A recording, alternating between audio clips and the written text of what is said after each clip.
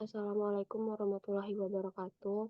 Nah, jadi ini video untuk pertemuan ke-7 atau desain saluran terbuka.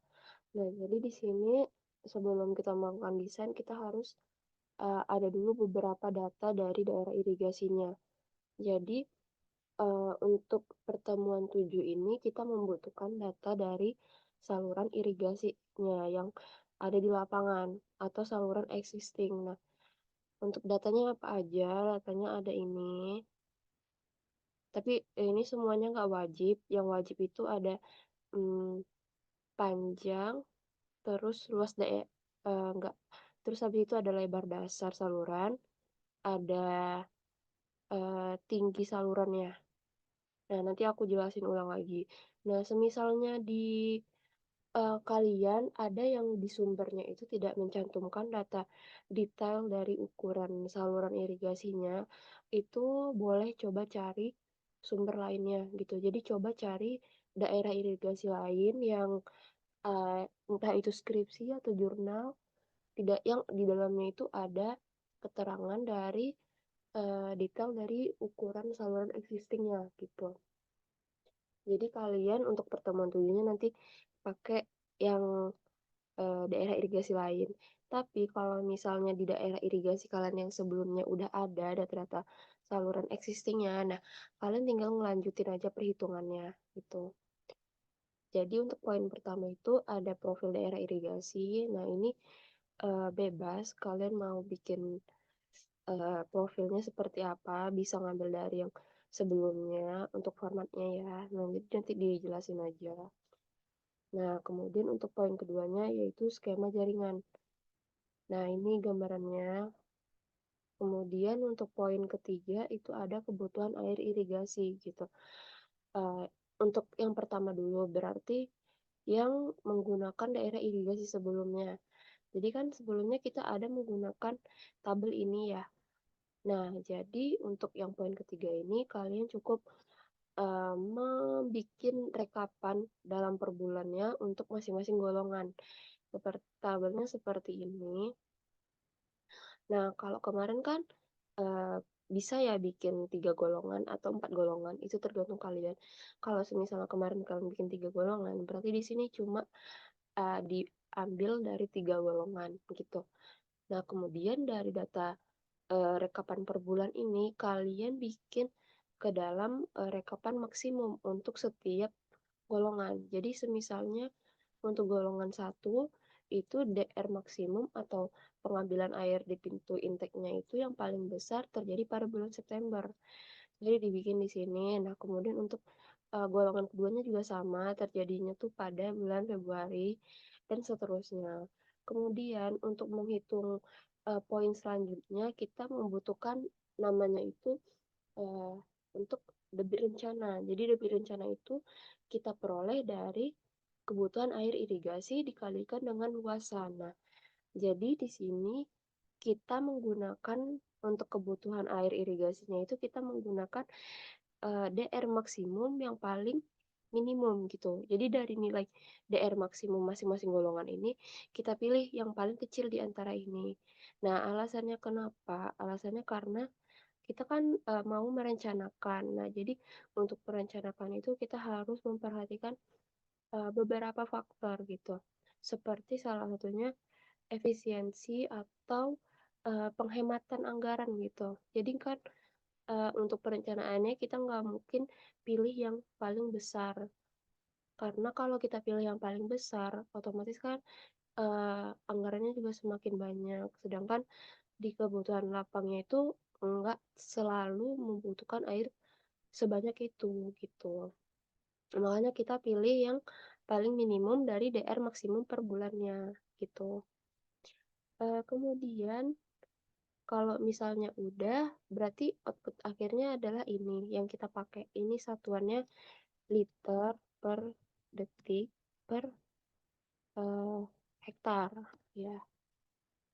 Nah, kemudian untuk yang misalnya menggunakan daerah irigasi baru, kalau misalnya di skripsi atau sumbernya itu tidak ada alternatif atau golongan pola tanam. Nah, berarti kalian, nggak perlu make yang pergolongan ini, tapi boleh dibikin tabel rekapan per bulannya dulu, kemudian, kemudian bikin, dari sini kalian pilih yang paling besar berarti, gitu. Semisalnya ada golongan berarti kalian bikinnya sama kayak tabel yang ini, direkap per bulanan dan kemudian dicari maksimum per golongan dan dipilih yang minimum dari beberapa golongan tersebut, gitu.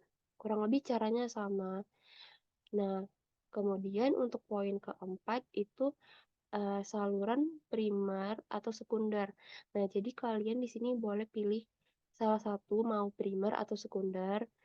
Nah, tapi, datanya harus sesuai apa yang ada di skripsinya gitu. Misalnya di skripsinya ada mencantumkan contoh untuk data, saluran primer, berarti kalian bikin aja di sini saluran primer gitu. Kalau ada sekunder berarti bikin untuk, sekunder gitu. Nah, kemudian kemudian untuk, eee, misalnya di sini aku pilih saluran sekunder. Nah, itu data-datanya ada panjang, luas area, lebar atas, lebar dasar saluran. Nah, ini datanya nggak wajib ada semua, cuma yang kita butuhkan di sini yaitu luas area layanan, ada lebar dasar saluran, ada tinggi saluran. Nah, untuk yang daerah irigasi yang aku ambil ini adalah menggunakan perampang berbentuk trapesium gitu. Kalau misalnya kalian mau yang persegi itu boleh, tapi nanti perhitungannya sedikit berbeda dan aku nggak ngejelasin di sini. Nanti bisa dicari aja sumber lain untuk perhitungannya. Tapi kurang lebih eee, rangkaian atau tahapan perhitungannya juga sama gitu. Nah, ini udah masuk ke data-datanya. Untuk luas area layan ini kita menggunakan data dari luas, eee, luas dari daerah irigasinya, luas potensialnya, gitu. Nah, kemudian kemudian untuk, poin kelima itu ya, melakukan evaluasi atau menghitung apakah poin 4 sudah sesuai atau belum, gitu. Nah, jadi untuk poin kelima ini, kalian bikin 2 tabel. Nah, tabel ini sebenarnya sama, yang membedakan cuma data di awalnya. Kalau yang evaluasi ini berarti kita mengevaluasi data existing-nya, ini data existing atau data di lapangan gitu.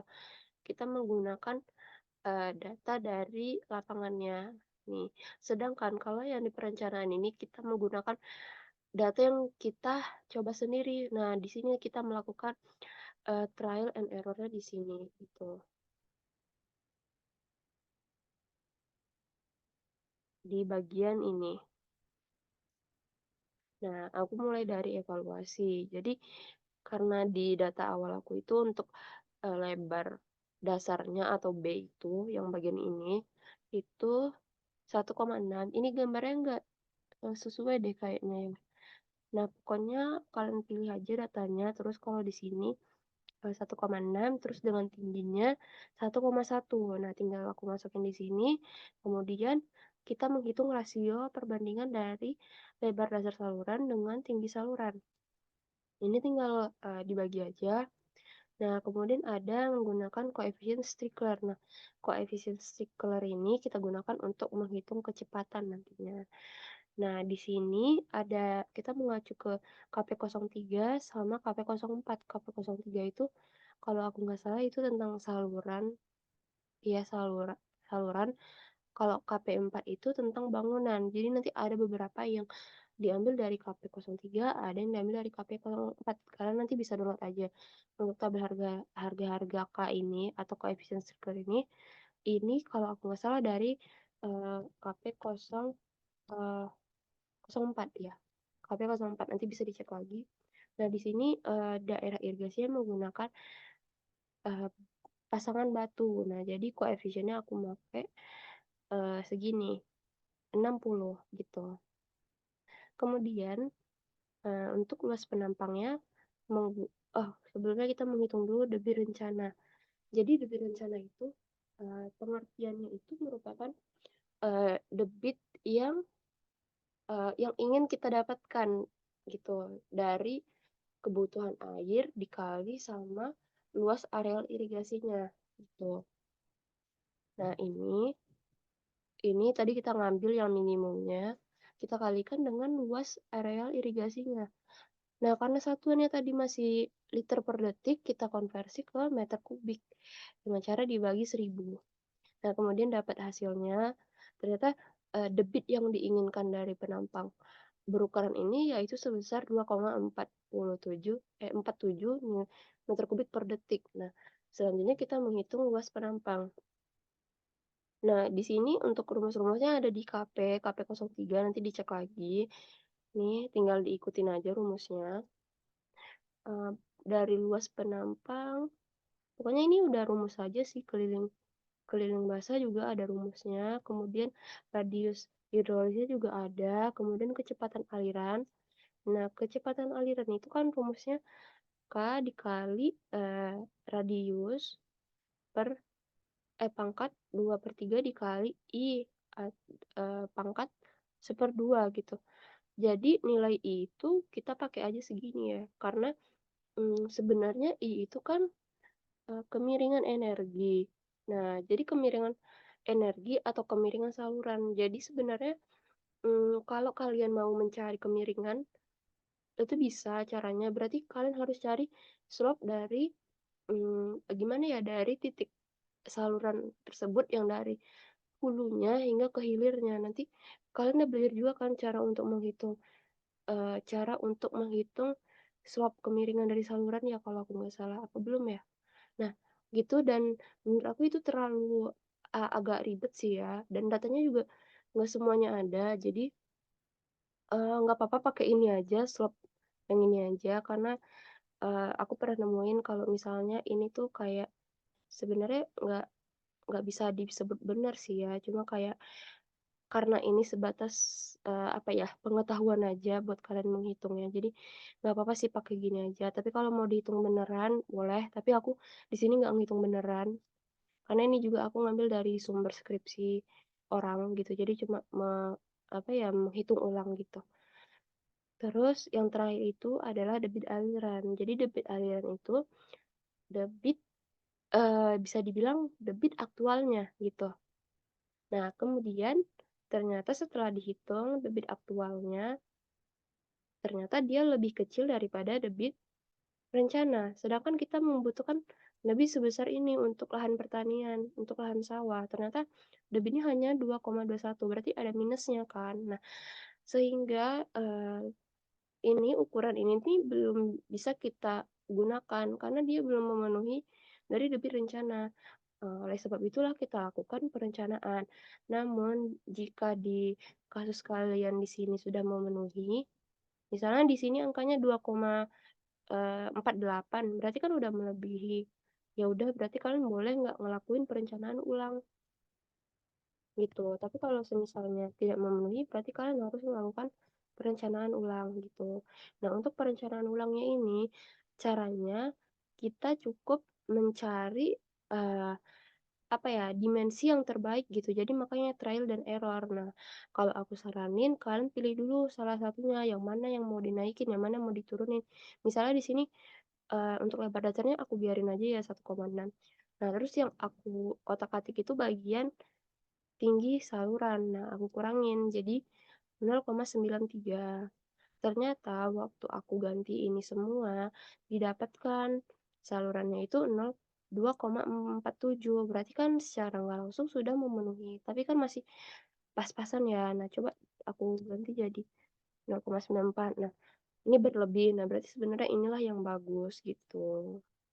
Itu untuk perencanaan ulang. Untuk rumusnya sama semua, cuma yang kalian ganti di bagian ini. Nah, gitu ya. Kemudian, eee Nah, kemudian untuk masih poin ke-5 ya, masih poin ke-5 itu kalian bikin tabel perbandingan saluran existing atau yang ada di lapangan dengan perhitungan, perencanaan kalian yang baru gitu. Nah, di sini aku udah rekap, ternyata, eee, ternyata dari yang existing ini, dia lebih besar daripada perhitungan. Nah, jadi karena dia lebih besar berarti, berarti kan terjadi perbedaan ya. Ternyata untuk saluran di existing itu belum memenuhi pada perencanaan segini dengan, dimensi segini, tapi pada perhitungan sudah memenuhi. Nah nah kalian pasti bertanya kan, kenapa di sini lebih kecil, tapi di sini memenuhi gitu, harusnya kan yang gede memenuhi. Nah, karena di sini pakai penampang trapesium. Jadi kan kalau penampang trapesium untuk, luas penampangnya kan rumusnya seperti ini ya, nih. Jadi sangat berpengaruh untuk, lebar dasar sama tinggi saluran. Jadi itulah mengapa dia lebih kecil tapi dia lebih memenuhi, gitu loh. Mungkin kalau kasusnya persegi, mungkin harus ininya lebih gede sih dari yang existing, gitu. Itu untuk poin ke-5. Jadi nanti kalian jelasin, ternyata di saluran perhitungannya membutuhkan ini, kenapa dijelasin lagi, dijabarin lagi pokoknya. Nah, untuk poin ke-6 itu membuat gambar teknik dan desain 3D saluran. Nah, gambar tekniknya pakai AutoCAD aja kayak gini aja gambarnya, bikin untuk saluran existing sama saluran, perencanaan kalian kalau ada, kalau misalnya nggak ada berarti existing doang gitu. Ini sama untuk gambar 3D-nya pakai SketchUp aja boleh, ya bebas sih dari kalian mau seperti apa, jangan lupa ditambahin dimensi, berarti kalian kalau melakukan perencanaan berarti ada 4 gambar, kalau yang enggak berarti cuma ada 2 gambar gitu.